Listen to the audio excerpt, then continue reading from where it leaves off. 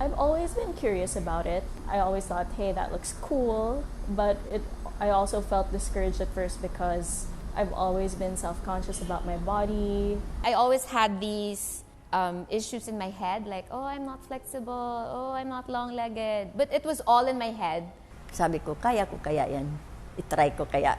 Pero at first, nung nakita ko siya, syempre medyo parang sa image ko, parang hindi siya okay. Alam mo yun? Parang yun na yung peak of my career nung nabuntis ako eh. So parang, oh my God, kung kailan naman nag-resign ako sa work to dance again, na-preggy ako. Kasi parang ang lakas-lakas ko nun, biglang tumigil ako. So parang na-depress ako at ang dami ko pang pinagdaanan.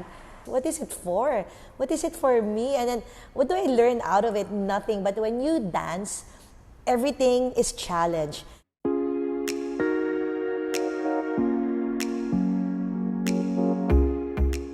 Before, yung image kasi ng pole, pag sinabi mong pole dancing, more on stripping or strip club. Ganun yun yung image ng pole dancing. But then, meron yung background ko from contemporary and ballet, dun ko siya pinasok sa pole dancing.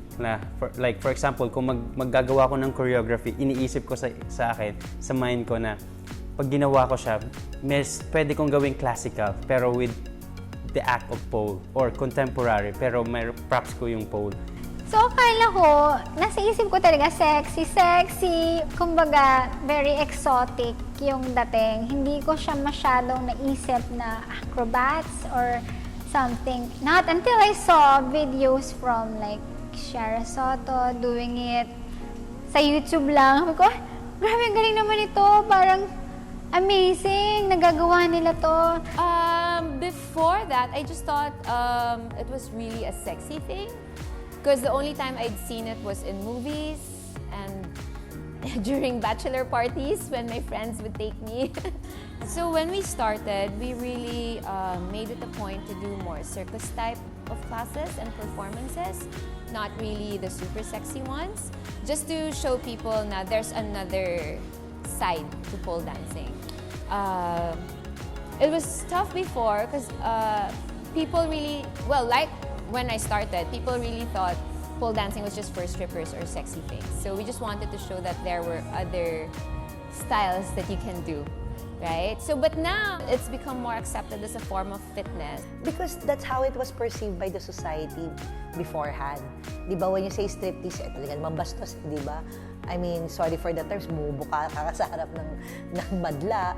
So talagang, di ba, medyo talagang atake yan sa kababaihan or atake sa isang katauhan, di ba? So, I'm saying, that's how it was perceived before.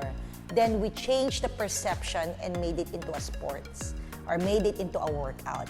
And from then on, now, it's not anymore a no-no. It's not anymore like, oh my God, you're doing that. Alam mo, sabi niya,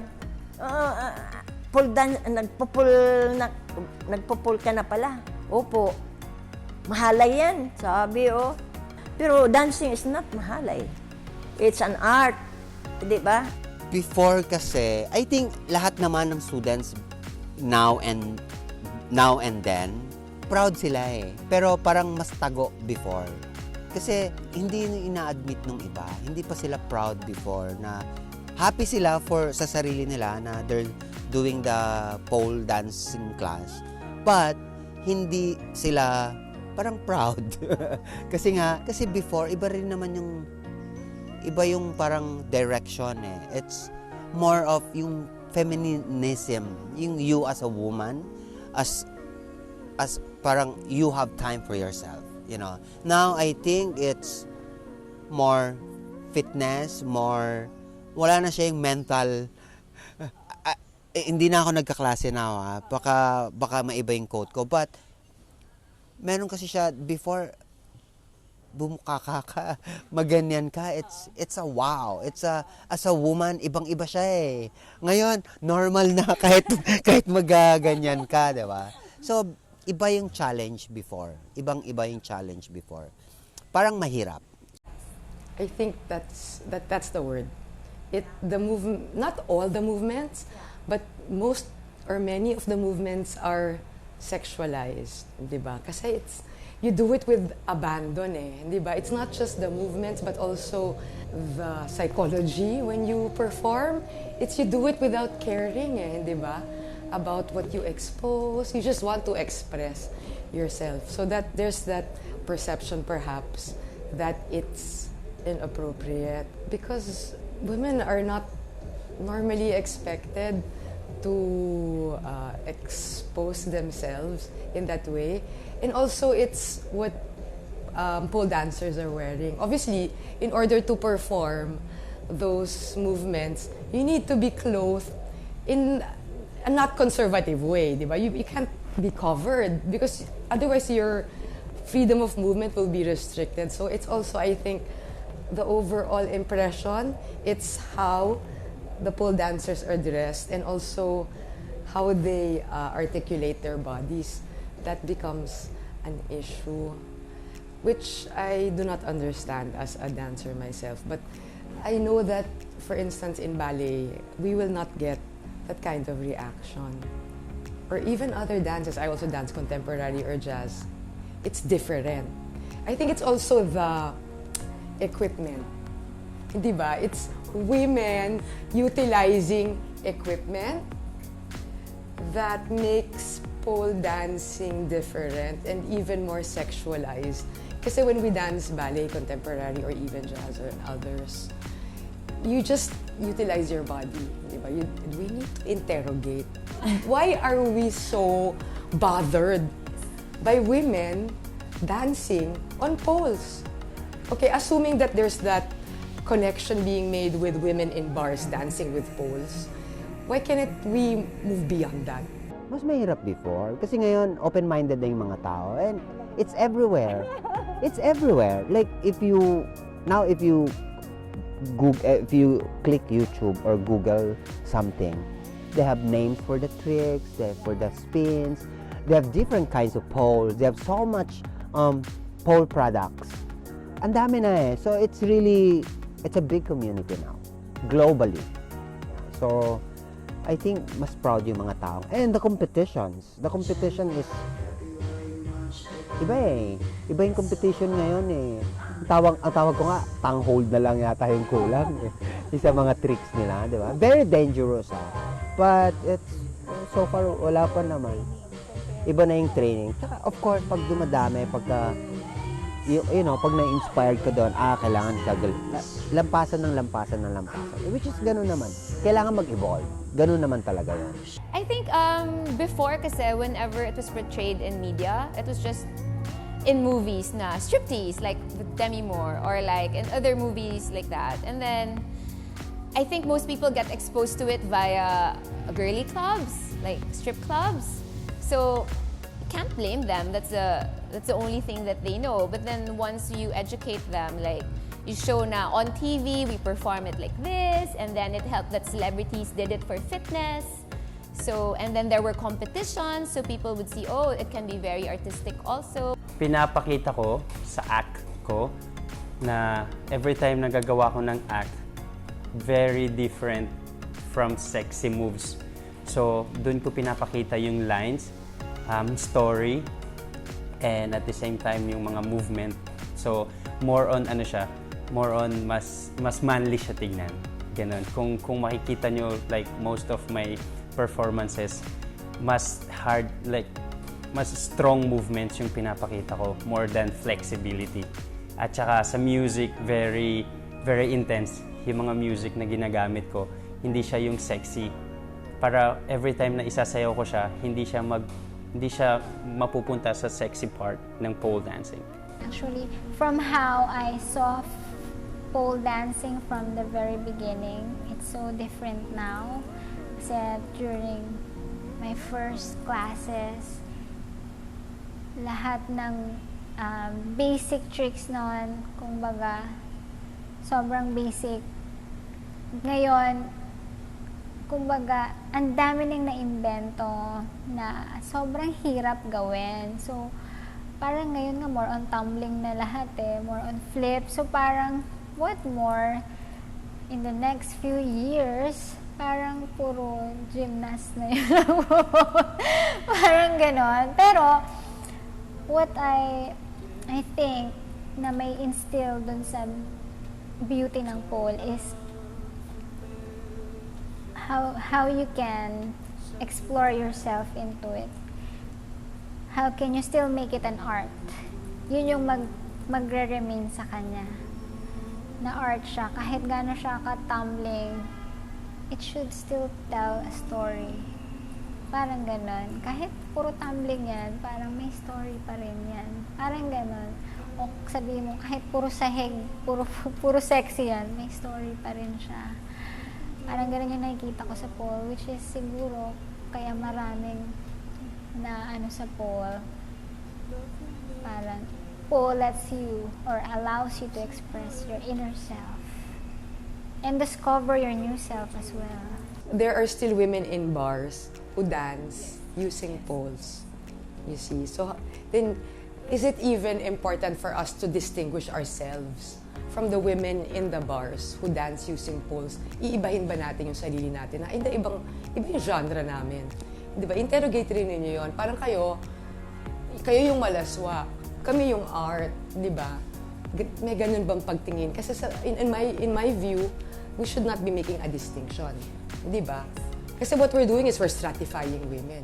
Those who pay to take classes to learn it as an art, vis-a-vis those who do it because they need to make a living, di ba, in a bar. Kasi for me, it's difficult. Whoever executes it, and for whatever reason, di ba, why cannot it be appreciated that way? Na it takes training, lots of hours, di ba? Of also enhancing your technique and instruction by an experienced pole dancer. But that's because you're investing so much time. Not just time, but also your money. But also your life and your passion. It takes heart. Di ba? Hello, di ba? Ano nga siya, buwis buhay. So hindi lang siya oras. It's also na basta I want to be able to execute this well, di ba? At ano yun? Heart yun, di ba? Passion. That's also an investment. Why cannot people sana understand it from that perspective? That's what we want to do. I would say pole dancers should be an art. Kailangan every time, like, kung gagawin mo siya, kailangan merong puso, merong art. Kailangan gawin mo siya as a sining. Ganun. So, kailangan gawin mo siya intentionally para sa sarili mo rin, na pag ginawa mo siya, merong purpose. Hindi yung gagawin mo siya as a play or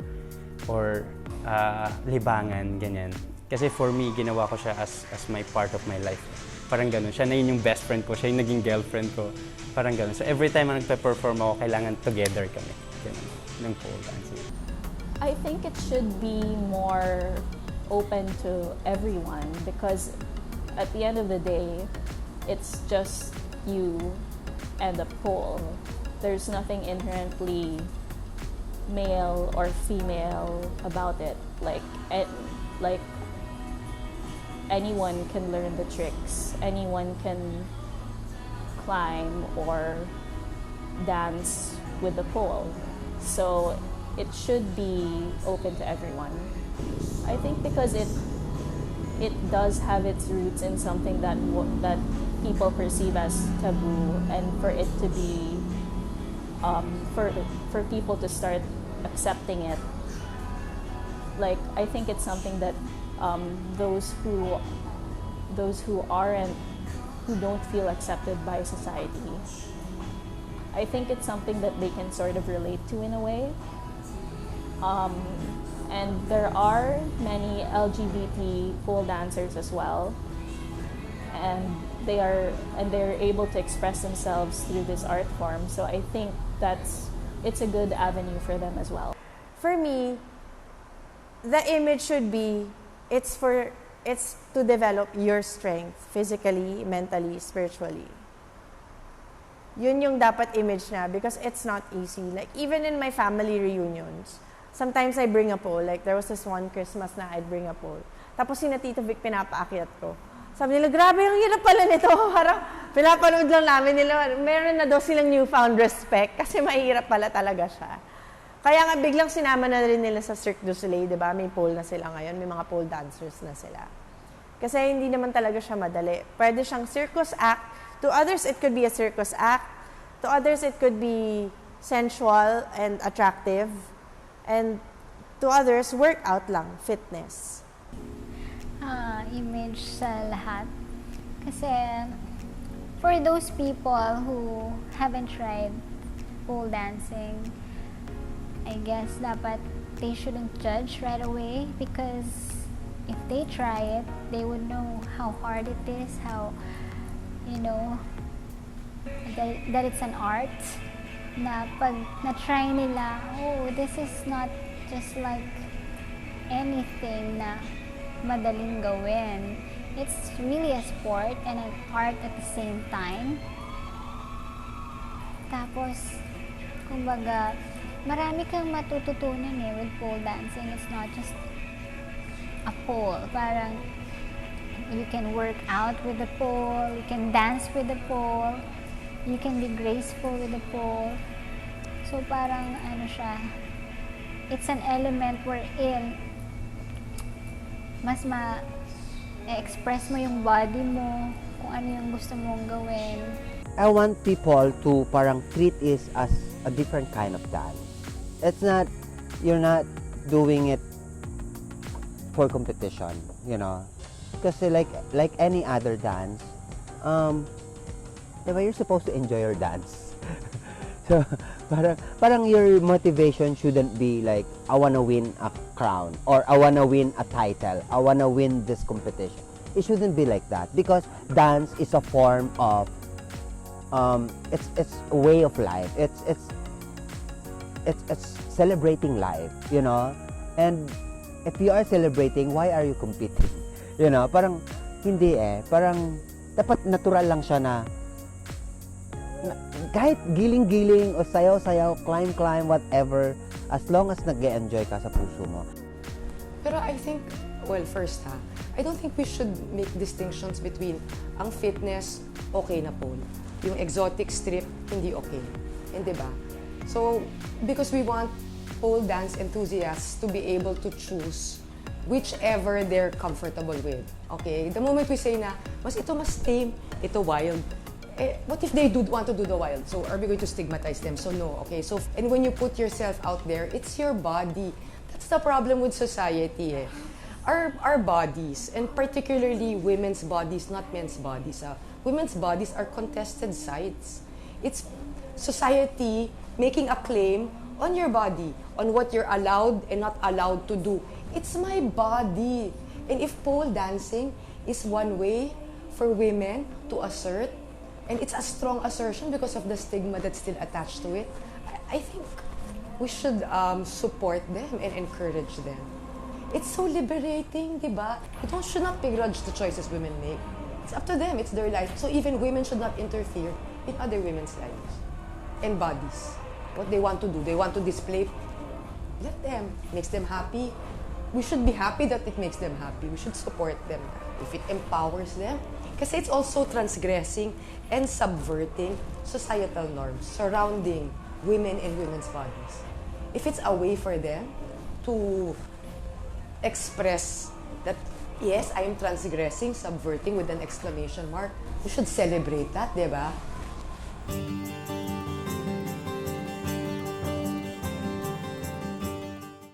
Ngayon, alam ba, ang nakita ko sa pole dance, kailangan may guts ka. Guts. At saka confident ka. Sabi ko, kaya ko yan Believe din ay amazed. Na-amaze din ako sa sarili ko. Bakit nagagawa ko? Dahil nasa tao lang yan Kung gusto mo, pwede. If there is a will, there is a way. Kaya lang ang unang iniisip ng mga babae, mga example, mga 50 o hindi ko na kaya yan. Maraming mga professional students, like let's say doctors, teachers, like mga professional talaga na work nila, na nagpo-pole dancing. Like halos every night nasa studio. Why? Because yun yung nagiging, nagiging way out of stress sometimes Parang doon na rin sila naglalabas ng parang doon nila nahanap na meron pa silang ibang bagay na pwedeng gawin instead of pagiging doctor. Ganun, or instead of like sa office lang. So after their work, napupunta silang studio, nahanap din, nagkakaroon sila ng ibang friends, di ba? Nagkakaroon sila ng ibang gagawin. Like, so ang laking tulong ng pole dancing. I think the best thing that you can do for yourself is to just take the class, because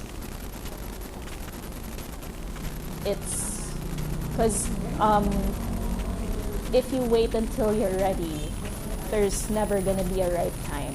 So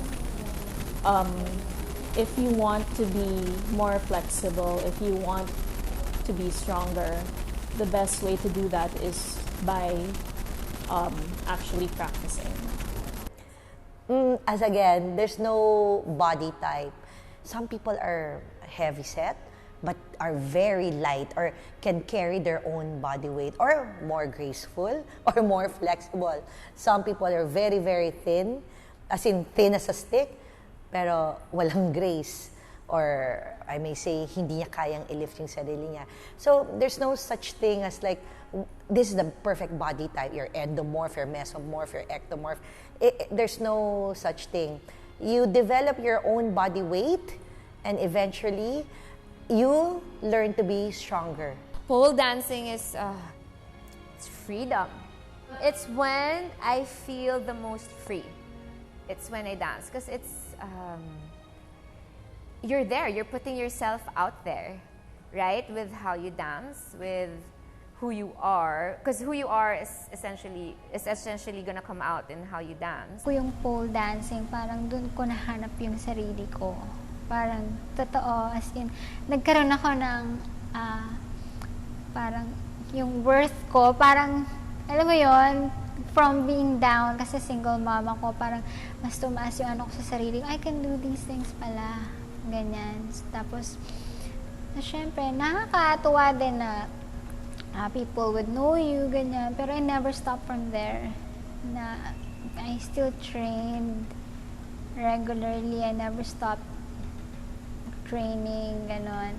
Wala pang plan, but I'm always inspired. Makarinig lang ako ng music, inspired na ako. Makakita ako ng tao, ang galing nito, na-inspired na ako. Makakita ako ng something, ng concept, na-inspired na ako. So nabubuo siya ng nabubuo. Until I think the right time. I don't know, sana abutan ko pa. I think the right time, no? I still have something to share.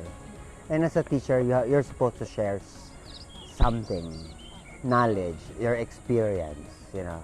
So, naghahanap ako ng right time siguro, or I don't know, right people, or I don't know. But I know deep inside myself, ang dami kong i-share. I'm Christina D. I'm 43. I'm the founder and creative director of Polecats Manila. It's Polecats' 10th year this year, but I've been doing pole dancing for 12 years. I'm ancient. My name is Lala Ilaw Dinglasan. I'm already 43 years old. A certified pole dance teacher. So I'm an owner also of Movement Dance Studio here in Ortigas, and we have another branch in Makati. I'm Shara Soto, and I'm a pole fitness teacher here in Movement Dance Studio and the Upper Deck, also Flow Studio of the Upper Deck. Apart from that, I'm an actress, a singer, and a dancer, theater actress, and TV actress, and movie actress sometimes, and a mother. I'm Rosita Custoya Gomez. They call me Menchik. At present, I'm 72 years old. I'm a resident pastor dito sa Quezon City. My name is Johnny Villanueva, also known as Sustantivo. Yun yung pinaka-screen name ko. And yeah, I'm a pole dancer or pole artist. Right now, I'm performing in one of the casinos here in Metro Manila. Ariel Baisa. I'm 28 years old and I work as a hair and makeup artist, and I've been pole dancing for 4-5 years. My name is Cristel de Catalina. I'm turning 34 years old. I'm an aerialist and a pole athlete. I've been pole dancing for about 5 years, and I've been doing this job for a long time, and I think I'll be doing this for the rest of my life. My name is Ed Daniel. I am 50 years old. At the moment, I am the resort manager of the Fox and the Firefly Cottages and Subtour Philippines. I'm Mona Adviento Magcanoy. I'm teaching at the College of Human Kinetics. My specialization is in sports psychology. I'm a psychological skills coach, and I help athletes for competition. I'm Nathalie Africa Verceles. I'm currently the director of the University of the Philippines Center for Women's and Gender Studies. And I'm also currently a member of the faculty of the Department of Women and Development Studies. My area of specialization is really the very broad discipline of gender and development. But my particular area of interest is gender and the economy. But I also dance.